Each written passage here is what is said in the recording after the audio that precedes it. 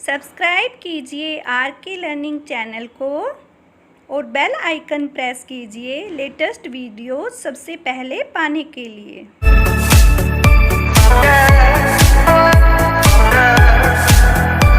Hello friends, welcome to R K learning academy. Friends, आज के इस वीडियो लेक्चर में हम ईवीएस के most important and selected questions करेंगे, जो कि आपके सीटेट के पेपर फर्स्ट के लिए बहुत ही इम्पोर्टेंट क्वेश्चंस हैं। फ्रेंड्स, आपके ये ईवीएस के questions most important and selected questions हैं। फ्रेंड्स, आई होप ये वीडियो आप लोगों को जरूर पसंद आएगी, तो आप इसे लाइक एंड शेयर जरूर कर दीजिएगा। अगर चैनल पर आप फर्स्ट टाइम विजिट कर रहे हैं तो चैनल को सब्सक्राइब कर लीजिएगा, साथ ही बेल आइकन को प्रेस कर लीजिएगा ताकि हर न्यू अपडेट का नोटिफिकेशन आप लोगों को सबसे पहले मिल सके। तो आइए फ्रेंड्स, आज की क्लास स्टार्ट करते हैं और देखते हैं हमारा आज का फर्स्ट क्वेश्चन। फ्रेंड्स, हम इन क्वेश्चंस के सीरीज के 2 पार्ट पहले कर चुके हैं, आप लोग उनको भी देख लीजिएगा क्योंकि ये आपके इंपॉर्टेंट क्वेश्चंस हैं। फ्रेंड्स, आई होप आप लोगों की रिवीजन अच्छे से हो पाएगी। तो आइए देखते हैं हमारा फर्स्ट क्वेश्चन। निम्नलिखित में से क्या पर्यावरण अध्ययन को सीखने का सबसे प्रभावशाली संसाधन है?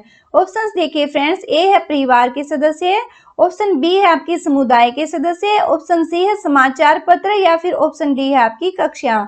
तो आपको बताना है कि इनमें से कौन सी ऑप्शन आपकी सही है।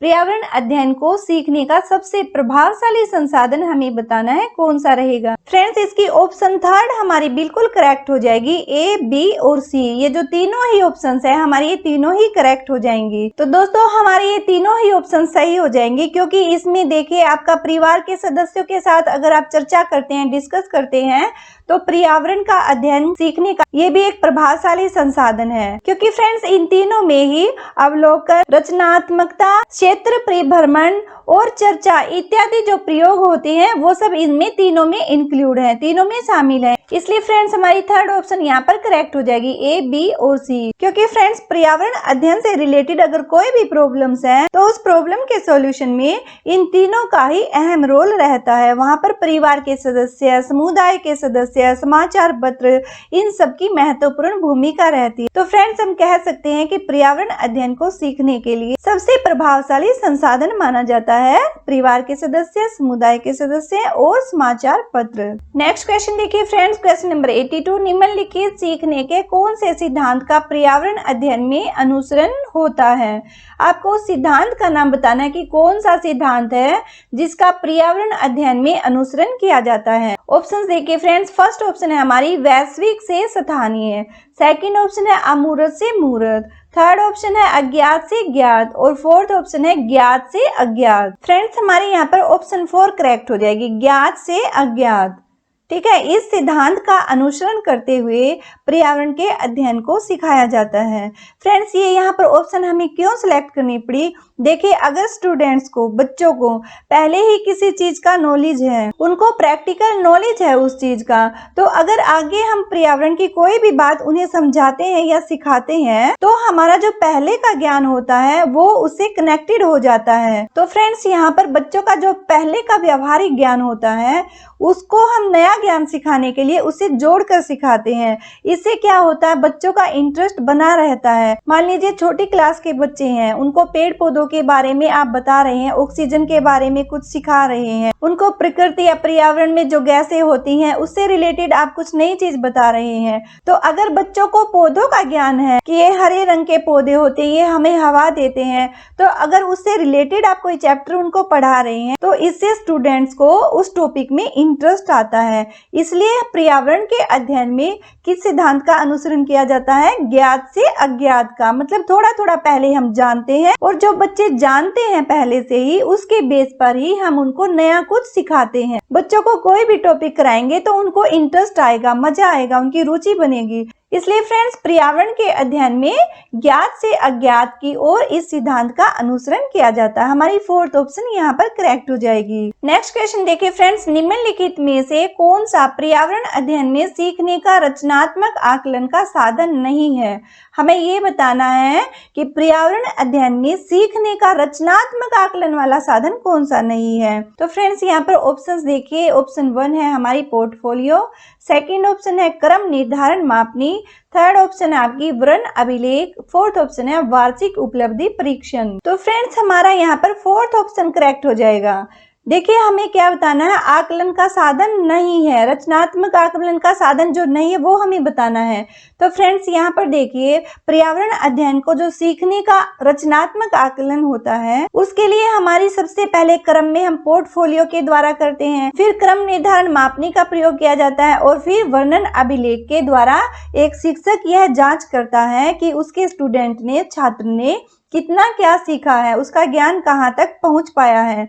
तो ये जो तीनों क्रम से हैं, पहले पोर्टफोलियो, फिर क्रम निर्धारण मापनी, फिर वर्णन अभिलेख, इनके द्वारा ही हम पर्यावरण अध्ययन को सीखने के जो रचनात्मक आकलन कह सकते हैं वो करते हैं। लेकिन फ्रेंड्स यहाँ पर आपकी फोर्थ ऑप्शन जो है वार्षिक उपलब्धि परीक्षण, ठीक है, इसके द्वारा पर्यावरण अध्ययन में सीखने का ये रचनात्मक जो आकलन है उसका ये साधन नहीं हो सकता है। रचनात्मकता के लिए हमें पोर्टफोलियो, क्रम निर्धारण मापनी और वर्णन अभिलेख, इन तीनों का ही हम प्रयोग करते हैं, इसलिए हमारी फोर्थ ऑप्शन यहाँ पर करेक्ट हो जाएगी, क्योंकि हमें नेगेटिव आंसर देना है, साधन नहीं है। ठीक है, हमें यहाँ पर ये नहीं बताना कौन सा साधन है। कई बार क्या होता है, बच्चे देखते हैं कि साधन है, नहीं को छोड़ देते हैं और बस फटाफट लगा दिया पोर्टफोलियो। तो फ्रेंड्स ऐसा मत कीजिएगा, पहले आप हाँ या ना वाले क्वेश्चन को देखिएगा क्या पूछा क्या है, उसके बाद ही आप अपने आंसर को सिलेक्ट कीजिएगा। नेक्स्ट क्वेश्चन देखते हैं फ्रेंड्स, निम्नलिखित में से किसको पर्यावरण अध्ययन में बच्चों के आकलन में दूर करना चाहिए। तो फ्रेंड्स क्या पूछा है, देखिए हमें वो चीज बतानी है कौन सी है जो पर्यावरण अध्ययन में बच्चों के आकलन में दूर रखनी है। ठीक है, ऑप्शंस देखिए, बच्चों के उत्तरों को सही या गलत में आंकना। सेकेंड ऑप्शन है आपकी कक्षा 5 के ईवीएस पाठ्य पुस्तक में प्रत्येक पाठ के अंत में दिए गए आज हमने क्या सीखा इस पर चर्चा करना। थर्ड ऑप्शन है आपकी आकलन के संकेतकों का उपयोग करना।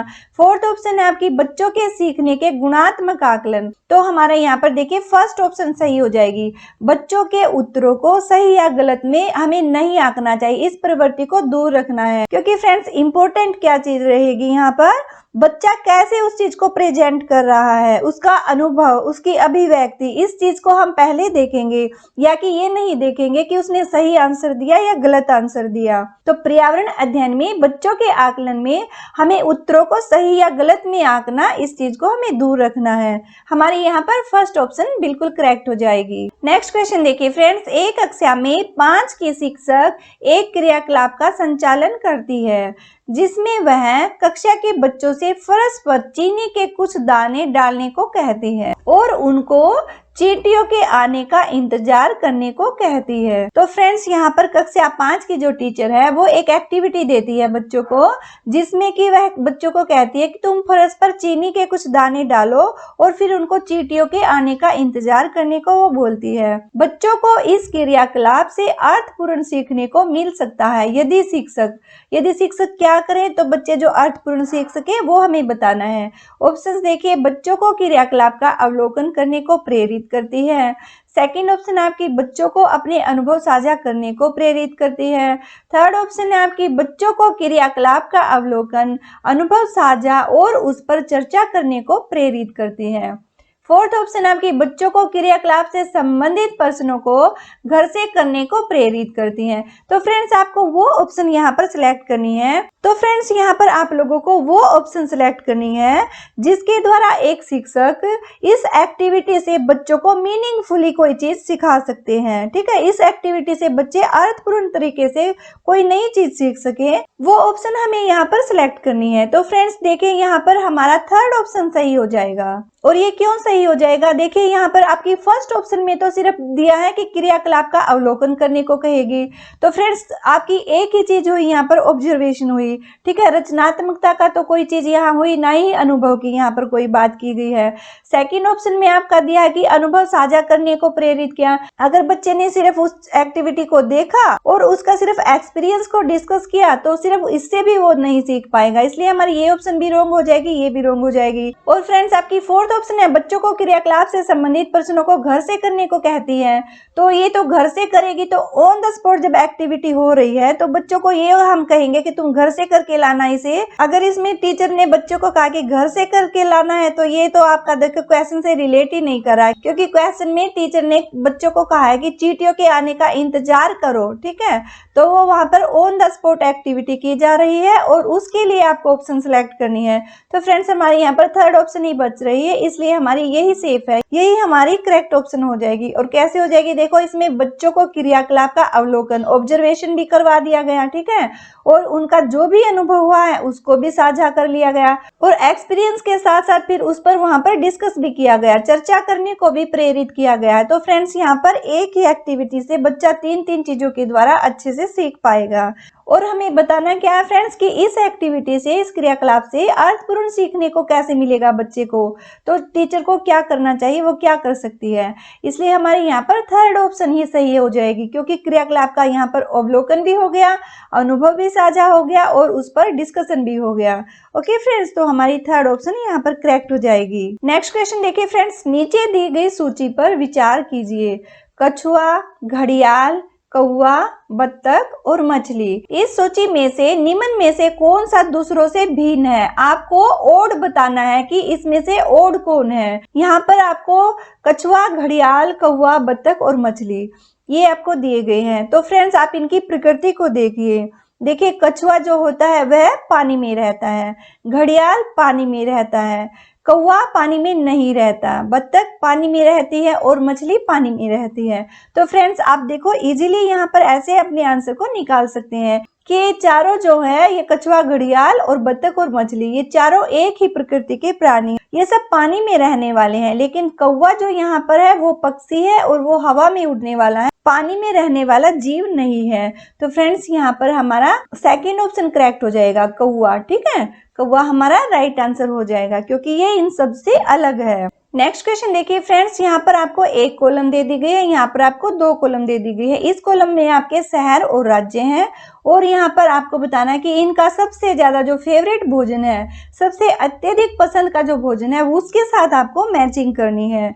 तो फ्रेंड्स यहाँ पर देखिए आपका हांगकांग है, यहाँ पर आपको ऑप्शन बतानी कि हांगकांग में अत्यधिक पसंद का भोजन कौन सा बनता है। तो फ्रेंड्स यहाँ पर देखिए आप लोग, हांगकांग में क्या सबसे फेवरेट भोजन होता है, अत्यधिक पसंद का भोजन क्या होता है, पकाया हुआ सांप। ये हमारी फिफ्थ ऑप्शन यहाँ पर सही हो जाएगी। केरल में सबसे अत्यधिक पसंद का भोजन क्या रहता है, ये यहाँ पर हमारी फर्स्ट ऑप्शन आ जाएगी, किसी भी करी के साथ उबला टैपियोका। और फ्रेंड्स ऑप्शन सी है हमारी कश्मीर। कश्मीर में सबसे जो पसंदीदा भोजन होता है वो क्या होता है, सरसों के तेल में बनी हुई मछली कश्मीर में सबसे ज्यादा पसंद की जाती है। फ्रेंड्स डी ऑप्शन है आपकी गोवा। गोवा में सबसे ज्यादा क्या पसंद किया जाता है, नारियल के तेल में बनी समुद्र की मछली। तो फ्रेंड्स यहाँ ऑप्शंस में देख लीजिए आप कि सही मिलान कौन सा है, हमें सही मिलान यहाँ पर बताना है। देखिए हमारी सेकंड ऑप्शन बिल्कुल सही हो जाएगी क्योंकि ए का 5 है यहाँ पर, बी का 1 है और सी का आपका सेकंड हो जाएगा और डी का आपका थर्ड हो जाएगा। ओके फ्रेंड्स, तो हमारी सेकंड ऑप्शन ये सही हो जाएगी। नेक्स्ट क्वेश्चन देखिए फ्रेंड्स, नीचे दिए गए पक्षियों की कौन सी प्रजाति झटके से अपनी गर्दन को आगे पीछे करती है। तो फ्रेंड्स हमें यहाँ पर उस प्रजाति वाले पक्षी का नाम बताना है जो झटके से अपनी गर्दन को आगे पीछे कर सकता है। ठीक है, ऑप्शन देखिए, फर्स्ट है आपकी उल्लू, सेकंड ऑप्शन आपकी कौवा, थर्ड ऑप्शन आपकी बसंत गोरी और फोर्थ ऑप्शन आपकी मैना। तो फ्रेंड्स देखिए यहाँ पर उल्लू तो बिल्कुल ही रॉन्ग हो जाएगा। ठीक है, और कौवा भी बिल्कुल ऐसा पक्षी नहीं होता कि जो झटके से अपनी गर्दन को आगे पीछे कर सकता है। बसंत गोरी भी नहीं होती ऐसी। तो हमारी ऑप्शन बच जाती है मैना। मैना हमारा राइट आंसर हो जाएगा। मैना पक्षियों की एक ऐसी प्रजाति होती है जो झटके से अपनी गर्दन को आगे पीछे कर सकती है। फ्रेंड्स मैना जो होती है ये सर्वभक्षी पक्षी होता है। ये फल और बीजों को खाने में बहुत ही एक्सपर्ट होती हैं और दक्षिण एशिया विशेषकर हमारे भारत, पाकिस्तान और बांग्लादेश में मैना पक्षी की प्रजाति पाई जाती है। नेक्स्ट क्वेश्चन देखिए फ्रेंड्स, घरों के नीचे दिए गए विवरणों पर विचार कीजिए। ए ऑप्शन आपकी राजस्थान में गांव के लोग मिट्टी के घरों जिनकी छतें कंटीली झाड़ियों की होती है उसमें रहते हैं। ऑप्शन बी आपकी मनाली हिमाचल प्रदेश में घर बांसों के खंभों पर बनाए जाते हैं। थर्ड ऑप्शन है आपकी ऑप्शन सी, लेह में पत्थर के 2 मंजिले घर बनाए जाते हैं, नीचे की मंजिल पर जरूरत का सामान और जानवरों को रखते हैं। तो फ्रेंड्स हमें क्या बताना, सही कथन कौन सा है या है। तो फ्रेंड्स यहाँ पर देखिए हमारी यहाँ पर कौन कौन सी ऑप्शन करेक्ट हो जाएंगी। फर्स्ट हमारी बिल्कुल करेक्ट हो जाएगी, राजस्थान में गांव के लोग जो होते हैं मिट्टी के घर बनाते हैं, उनकी छतें कंटीली झाड़ियों की होती हैं क्योंकि गर्मी में ये घर ठंडक देने वाले होते हैं। और आपकी ऑप्शन ऑप्शन सी भी यहाँ पर करेक्ट हो जाएगी। लेह होता है, जो लेह लद्दाख है, उसमें पत्थर के 2 मंजिल के घर बनाए जाते हैं। जो नीचे वाली मंजिल होती है घर की, उस पर जरूरत का सामान और जानवरों को रखा जाता है, और जो ऊपर वाला फ्लोर होता है, उनका ऊपर की मंजिल होती है, उसमें रहने की व्यवस्था की जाती है। तो फ्रेंड्स हमारे यहाँ पर देखिए थर्ड ऑप्शन सही हो जाएगी। इसमें ए और सी दोनों दिए गए हैं और हमारा ए और सी दोनों ही ऑप्शन करेक्ट है, इसलिए फ्रेंड्स यहाँ पर थर्ड ऑप्शन करेक्ट हो जाएगी, ए एंड सी। और आज का हमारा लास्ट क्वेश्चन देखिए फ्रेंड्स, हाथियों के विषय में नीचे दिए गए कथनों पर विचार कीजिए। हमें हाथियों के बारे में जो स्टेटमेंट दी गई हैं उनको एक बार ध्यान से पढ़ना है और उसके बाद यहाँ पर जो सही कथन है वो हमें बताना है। ऑप्शंस देखिए फ्रेंड्स, ए ऑप्शन है हमारी हाथी बहुत कम आराम करते हैं, यह एक दिन में केवल 2 से 4 घंटे ही सोते हैं। ऑप्शन बी है फ्रेंड्स आपकी, एक बड़ा हाथी एक दिन में 200 किलोग्राम से अधिक पत्तियां और झाड़ियां खा लेता है। ऑप्शन सी है आपकी, इन्हें पानी और कीचड़ में खेलना बहुत भाता है, इससे इनके शरीर को ठंडक मिलती है। ऑप्शन डी है, किसी हाथियों के झुंड में सबसे बुजुर्ग हथिनी ही सभी फैसले लेती है। फ्रेंड्स यहाँ पर देखिए हमारी कौन कौन सी ऑप्शन करेक्ट हो जाएगी। ऑप्शन ए है, जो हाथी बहुत कम आराम करते हैं, यह एक दिन में केवल 2 या 4 घंटे ही सोते हैं, बिल्कुल सही है। फ्रेंड्स जो उनका नेचुरल प्राकृतिक रूप से रहने का स्थान होता है, 2 से लेकर 4 घंटे ही वहां पर सोते हैं, लेकिन चिड़ियाघर में वो 6 घंटे भी सो जाते हैं। फिर सेकंड ऑप्शन है आपकी, एक बड़ा हाथी एक दिन में 200 किलोग्राम से अधिक पत्तियां और झाड़ियां खाता है। तो फ्रेंड्स ये ऑप्शन आपकी गलत हो जाएगी, क्योंकि फ्रेंड्स जो हाथी होते हैं वो आमतौर पर 149 से लेकर 169 किलोग्राम, 149 से लेकर 169 किलोग्राम प्रति आमतौर पर इतने ही वो पत्ते और झाड़ियां खा लेते हैं। तो इसलिए हमारी बी ऑप्शन यहाँ पर कट जाएगी। फ्रेंड्स ऑप्शन सी है आपकी, इनको पानी और कीचड़ में खेलना बहुत पसंद होता है। तो ये बिल्कुल सही है, क्योंकि पानी और कीचड़ से हाथी के शरीर को ठंडक मिलती है, इसलिए कीचड़ में और पानी में खेलना उनको बहुत अच्छा लगता है। हमारी सी ऑप्शन करेक्ट हो जाएगी। ऑप्शन डी है आपकी, हाथियों के झुंड में सबसे बुजुर्ग हथिनी ही सभी फैसले लेती है।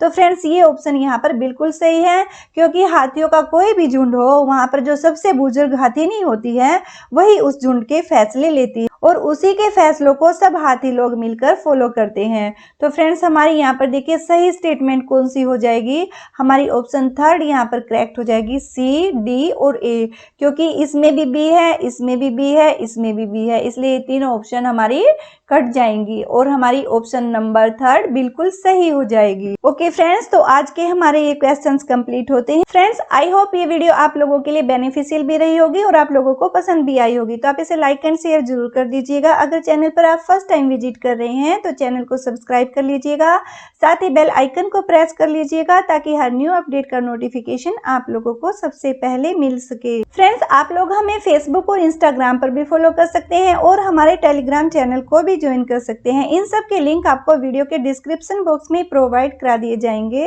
फ्रेंड्स अगर आपके कोई भी सजेशंस हैं तो आप कमेंट सेक्शन में कमेंट करके जरूर बताइएगा। ओके फ्रेंड्स, तो फिर मिलते हैं नेक्स्ट क्लास में। Thanks for watching this video.